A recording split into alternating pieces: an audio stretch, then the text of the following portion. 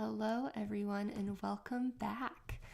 So today we're talking about something that is really important to me, which is how to buy things ethically, or at the very least as ethically as possible. It's like really challenging. This week we've been talking about values, and one of the hardest things about values or trying to live by your values is basically that the corporate world tends not to give a shit about a lot of things except for making a profit. There are absolutely exceptions to that, and we'll talk about those too. But if you're trying to live a life that cares about people and animals and the environment, it makes it really, really challenging. So I have 6 tips for you today on how to shop more ethically. So the very first one is basically buy your clothing secondhand. You can stock Goodwill, look at Facebook Marketplace, Craigslist, Poshmark is super big right now. Cute little thrift stores, Etsy, anything that's already been worn, super important. The average American tosses out about 81 pounds of clothing every single year. Worldwide, 26 billion pounds of textiles and clothing end up in landfills every year. Every year, 26 billion. Like, that's insane, right? So you can do your part to take some things out of that cycle and not contribute towards it, right? If you are going to buy clothes that have never been worn, make sure it's something that fits you wonderfully and that you love and that you will wear.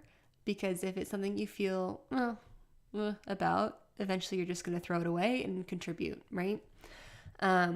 Most importantly, avoid fast fashion. So that stores like H&M or Forever 21, those clothes are basically designed to fall apart so that you'll buy more clothes. That's why they're cheap. So it is a huge contributor to waste.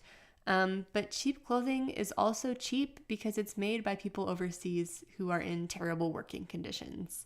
If you ever watched Last Week Tonight, you should. It's wonderful. But there's a great episode you can look up on YouTube that's free that's called Fast Fashion, or is about fast fashion, and you should totally watch it.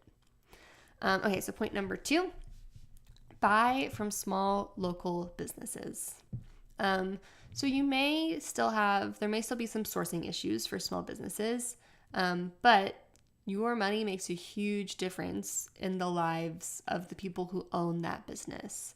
So when you buy from a large national or international chain, your spending there doesn't change anything for the lives of the workers. They get paid the same shitty amount while CEOs and shareholders take home all of the extra profit. When you shop at a small local business, you're literally helping someone take care of their bills. You might be letting them take a vacation, or maybe you're finally helping to give them the capital to buy a new line of products, which you'll really love. Also, maybe thanks to your business, they are finally going to be able to hire their first full-time employee. Like, that person now will also spend their money in the local economy. So it's a huge, huge, really wonderful way to help lots of people. There's tons of studies basically showing that people who work in small business basically continue to shop at small businesses. So again, it helps boost the local economy because that basically, when you give all your money to CEOs, they don't spend it. Like, no one can spend $1 billion. There's not $1 billion worth of stuff that's worth having. It just sits in savings accounts. Whereas when people are only living on a couple $100, a couple $1,000, they're spending that money. Third point, buy American-made products.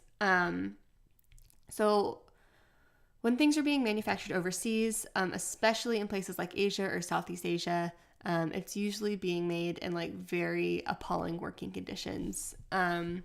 So for example, in Bangladesh, which is a country with incredibly cheap labor and no labor protection laws, more than 1,100 people died in 2013 while at work because conditions were so dangerous.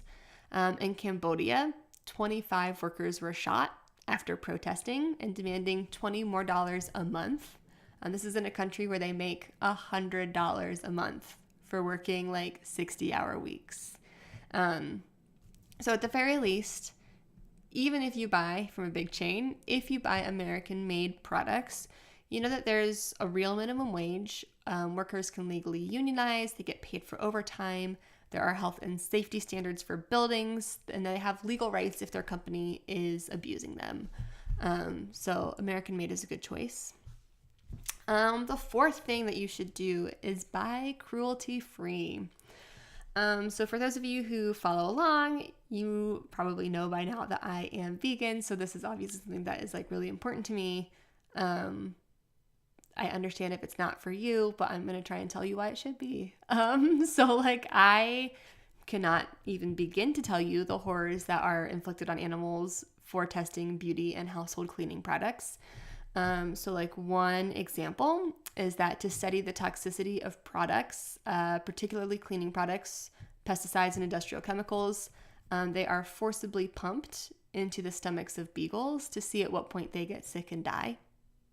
And then at the end of the test, regardless of the results, so even if the beagle survives being filled with chemicals, it's still killed because at the end of scientific tests, every animal is killed.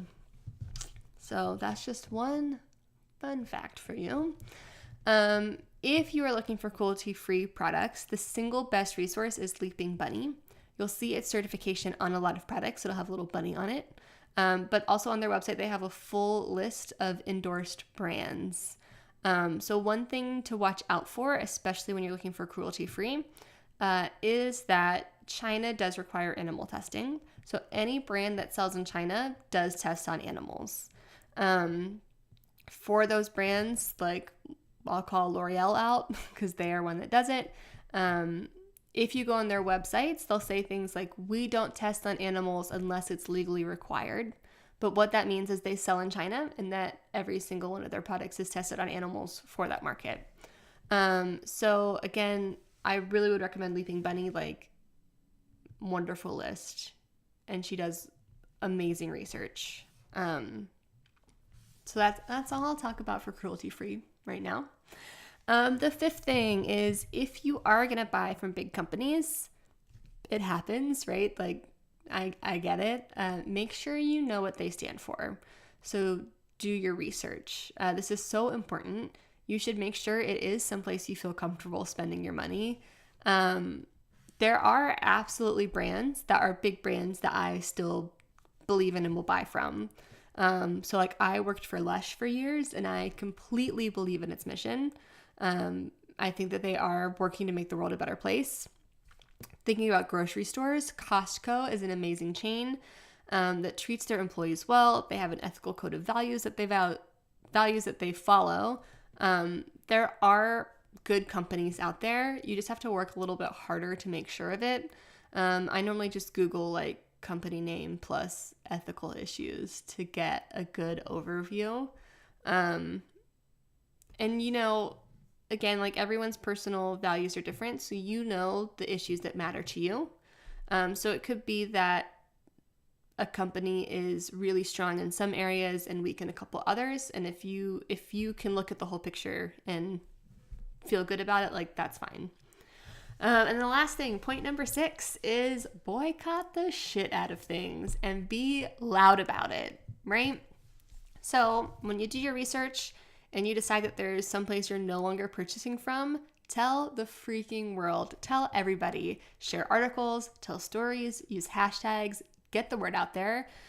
Companies need to know that their behavior is costing them money because at the end of the day, like that's the thing that inspires change. Again, small businesses, things like that, costing money, that's important to them too, but like it doesn't make a difference like it does for big companies. Yeah. So, if you guys listen to the podcast, you should. But there's a podcast too. It's called Towards Happy. This week I talk a lot about. it's basically an hour-long list of me calling out companies. So if you want to know places that I boycott, I talk about like art and music as well. You can listen to that. As always, please like and subscribe. That would be the best. And I'll see you guys next week. I hope you have a good time. with your life and get loud. Boycott some shit. Bye.